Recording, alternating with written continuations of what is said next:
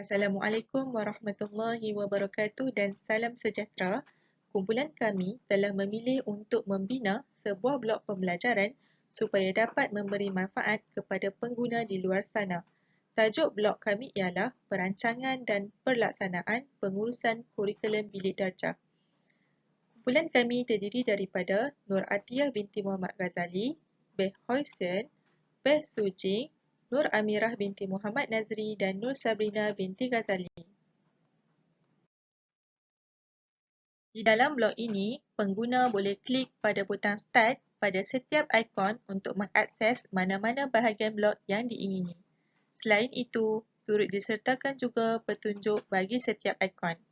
Ikon anak panah kiri dan kanan berfungsi untuk memudahkan pengguna untuk ke halaman sebelum dan selepas, manakala ikon Home untuk kembali ke halaman utama. Ikon yang bernombor 1 merujuk kepada bahagian subtajuk Proses Pengurusan Kurikulum Bilik Darjah. Ikon bernombor 2 untuk subtajuk Penetapan Matlamat dan Objektif Kurikulum.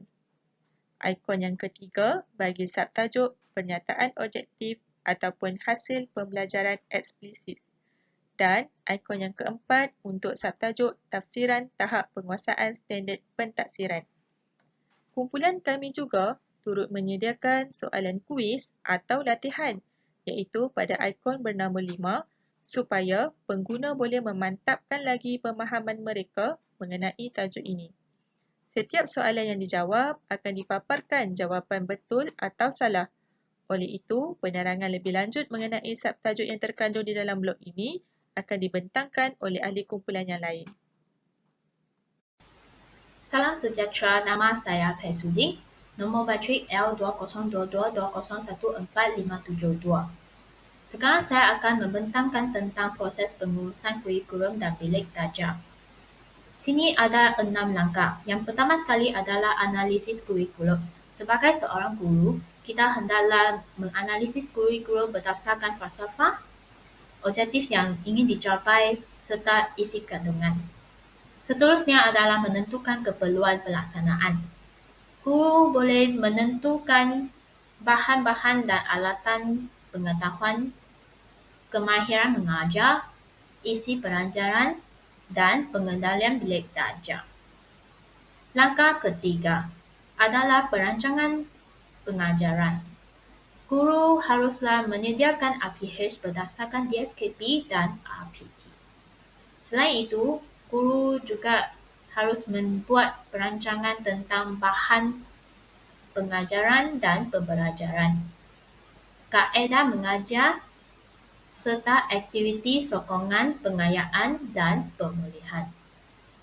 Langkah keempat, pelaksanaan pengajaran. Semasa menjalankan pengajaran, guru boleh merujukkan aktiviti yang telah dirancangkan seperti set interaksi, persediaan, penyampaian dan penutup. Langkah kelima adalah penilaian. Selepas melaksanakan pengajaran, guru haruslah membuat penilaian untuk mendapatkan kesan pembelajaran murid, kesan bahan yang digunakan serta prestasi murid. Langkah yang terakhir adalah kajian semula. Selepas PDP, guru juga hendaklah membuat kajian semula bagi rancangan PDP, bahan dan alatan, serta strategi dan teknik yang telah digunakan sebelum itu. Yang itu sahaja daripada saya. Assalamualaikum warahmatullahi wabarakatuh. Saya Nur Sabrina binti Ghazali, nombor matrik L202220145587 akan membentangkan tajuk penetapan matlamat dan objektif kurikulum. Tajuk ini terbahagi kepada 3 iaitu domain kognitif, domain psikomotor dan domain afektif. Pertama, domain kognitif. Domain ini melibatkan komponen pengetahuan dan perkembangan intelek.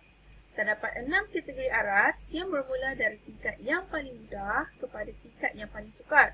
iaitu bermula aras pengetahuan sehinggalah aras penilaian. Pertama, aras pengetahuan iaitu kebolehan mengingat semula pengetahuan daripada ingatan. Contoh kata kerja seperti cadangkan, ulaskan, nilaikan. Kedua, aras kefahaman iaitu kebolehan membina makna daripada maklumat lisan, tulisan dan grafik. Contoh kata kerja seperti jelaskan, huraikan, terangkan. Aras aplikasi iaitu kebolehan menggunakan prinsip ataupun prosedur untuk melaksanakan sesuatu. Contoh kata kerja seperti tunjukkan, kembangkan, binakan. Aras analisis iaitu kebolehan memecahkan sesuatu perkara kepada bahagian yang kecil. Contoh kata kerja seperti tentukan, bandingkan, kategorikan. Aras sintesis iaitu kebolehan mencantum dan merumus beberapa bahagian kecil menjadi satu, iaitu membuat kesimpulan. Contoh kata kerja seperti gabungkan, kumpulkan, ciptakan. Aras yang paling terakhir iaitu aras penilaian bermaksud kebolehan menghakimi atau menilai dan membuat penilaian. Contoh kata kerja seperti nilaikan, membuat justifikasi dan tafsirkan. Kedua, domain psikomotor. Domain ini meliputi kompetensi untuk melakukan pekerjaan dengan melibatkan anggota badan dan gerak fizikal, iaitu bermula dari aras yang mudah, iaitu aras meniru, sehingga aras yang kompleks, iaitu aras artikulasi. Okey, yang pertama, aras meniru, iaitu memerhati dan meniru tindakan yang ditunjukkan. Contoh kata kerja, beri perhatian, ambil tahu, mengulangi. Aras kedua iaitu memanipulasi, iaitu di mana murid menunjukkan tingkah laku yang baru hasil daripada pengalaman baru. Contoh kata kerja, mendemonstrasikan dan sesuaikan. Aras ketiga iaitu menilai, memerlukan murid untuk menunjukkan kesediaan untuk terlibat, memberikan komitmen dan menilai perkara yang terlibat. Contoh kata kerja, amalkan, keinginan dan inisiatif. Aras mengorganisasi iaitu murid mensepadukan nilai baru ke dalam set nilai-nilai, sikap dan kepercayaan. Contoh kata kerja iaitu aturkan, klasifikasikan dan formulasikan. Aras yang terakhir iaitu aras artikulasi, iaitu bertindak secara konsisten terhadap nilai baru, di mana murid telah dapat menyusun nilai-nilai dan mengaplikasikan nilai-nilai tersebut sebagai falsafah hidup mereka. Contoh kata kerja seperti ambil tindakan dan justifikasi perlakuan. Yang ketiga ialah hierarki domain efektif. Terdapat 5 peringkat dalam domain efektif, bermula daripada peringkat yang rendah, sederhana dan tinggi. Pada peringkat pertama ialah proses menerima, iaitu menyedari perkara yang berlaku di persekitarannya. Contoh kata kerja, terima, ambil tahu, sedar dan dengar. Peringkat yang kedua ialah bertindak balas, iaitu menunjukkan tingkah laku yang baru hasil dari pengalaman baru. Contoh kata kerja, ambil berat, patuh, sukarela. Peringkat yang ketiga ialah menilai, iaitu menunjukkan kesediaan untuk terlibat, memberikan komitmen dan menilai perkara yang terlibat. Contoh kata kerja, melengkapi, meyakinkan, memperjelaskan. Peringkat yang keempat, mengorganisasi, iaitu mensepadukan nilai baru ke dalam set nilai-nilai, sikap dan kepercayaan. Contoh kata kerja, sesuaikan, ubah suai, klasifikasikan. Dan yang terakhir, peringkat yang kelima, perwatakan, iaitu bertindak secara konsisten terhadap nilai baru. Contoh kata kerja, ambil tindakan, justifikasi, perlakuan. Okay, seterusnya kita nak melihat pula kepada bagaimana kita nak menyatakan objektif ataupun hasil pembelajaran eksplisit. Ada 5 perkara iaitu audience, behavior, condition, degree dan evolution. Baiklah, kita lihat pada satu-satu perkara. Yang pertama ialah audience. Audience merujuk kepada siapa yang akan menjadi pelanggan, iaitu yang patut menerima pendidikan yang ditetapkan. Contohnya, murid kelas 2A. Yang kedua adalah behavior. Behavior ini adalah merujuk kepada apa yang mereka mahu lakukan. Contohnya, membincangkan. Yang ketiga adalah condition. Condition merujuk kepada situasi perkara yang murid anda mahukan. Contohnya, faktor-faktor mempengaruhi kejatuhan Melaka. Yang keempat adalah degree. Degree merujuk kepada berapa banyakkah penguasaan, pengetahuan dan kemahiran yang murid telah pelajari. Contohnya, murid dapat menyebut 4 faktor dengan betul. Dan yang terakhir adalah evolution. Evolution ialah merujuk kepada penilaian. Adakah murid dapat menguasai apa yang telah mereka pelajari. Contohnya ialah alat penilaian yang digunakan sama ada melalui soalan berbentuk lisan ataupun lembaran kerja. Lembaran kerja terdiri daripada soalan yang berbentuk objektif, esei, struktur dan sebagainya. Oleh itu, untuk menghasilkan pernyataan objektif yang baik, maka perlu ada kelima-lima perkara ini. Salam sejahtera semua, saya Beh Hui Sin. Nombor matrik saya L202220145990. Okey, saya akan membentangkan bahagian ini tentang tafsiran tahap penguasaan standard pentaksiran. Apa itu tahap penguasaan? Tahap penguasaan adalah kriteria pencapaian yang berasaskan setiap kelompok standard kandungan dan standard pembelajaran yang ditetapkan. Okey, sebelum kita memahami lebih lanjut tentang tahap penguasaan ini, kita perlu tahu bila kita akan menggunakan tahap penguasaan ini. Iaitu apabila guru menjalankan pentafsiran bilik darjah atau kita panggil PBD. PBD ini merupakan pentafsiran yang berterusan dalam sesi PDP bagi mendapatkan maklumat tentang perkembangan, kemajuan, kebolehan dan pencapaian murid. PBD ini diwujudkan untuk bukanlah untuk membandingkan tahap penguasaan antara seorang murid dengan murid lain, tetapi ia bertujuan untuk melihat perkembangan kemajuan murid dalam pembelajaran di samping membantu guru menambah baik pengajaran mereka. PBD ini boleh dilakukan secara formatif dan sumatif melalui 3 kaedah, iaitu lisan, pemerhatian dan bertulis. Dan lepas guru membuat PBD ini, mereka akan mencatat tahap penguasaan murid sampai ke mana dari semasa ke semasa.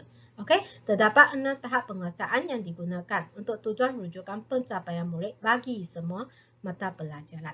Dan tahap penguasaan ini dia mengambil kira pengetahuan, kemahiran dan nilai yang telah ditetapkan dalam kurikulum.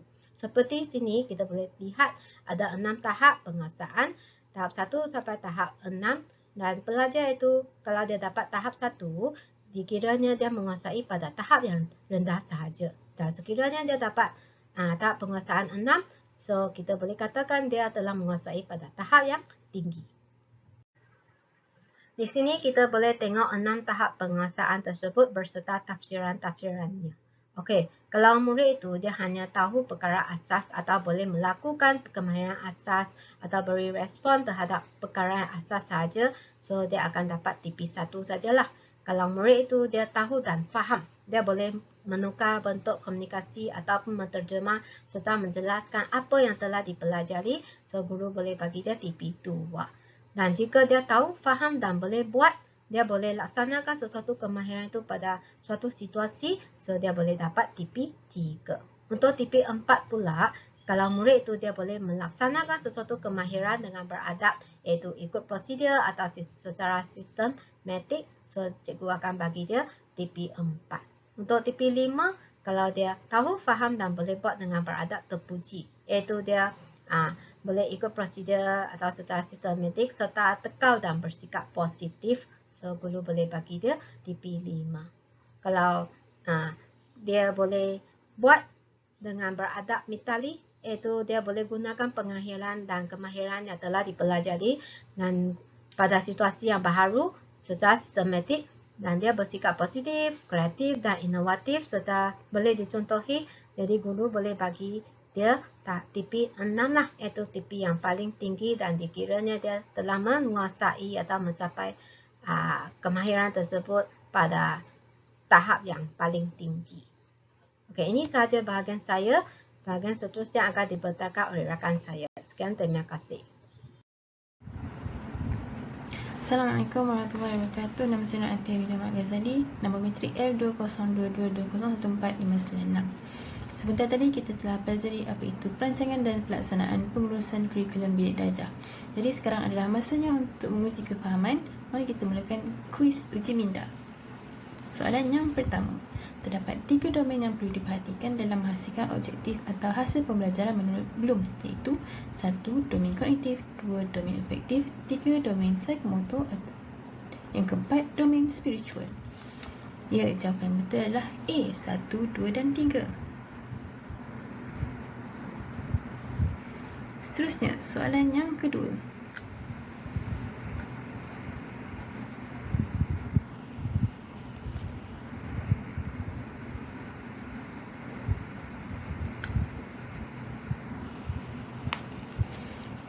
Soalan kedua, berikut adalah perkara-perkara yang mempengaruhi proses merancang pengajaran kecuali A. Kurikulum, B. Rancangan kerja, C. Kurikulum ataupun D. Silibus. Jawapan yang tepat adalah C. Kurikulum.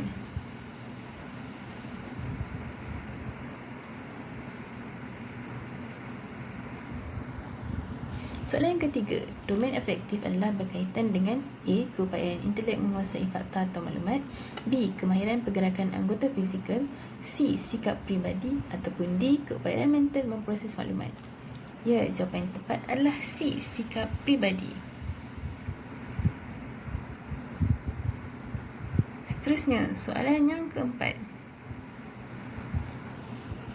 Kriteria yang perlu ada dalam menyatakan objektif atau hasil pembelajaran ialah 1. Berkaitan tingkah laku murid, 2. Menyatakan situasi yang spesifik, 3. Ada aras minimum pencapaian yang spesifik, yang keempat, kemahiran yang dikuasai dapat dinilai secara zahir.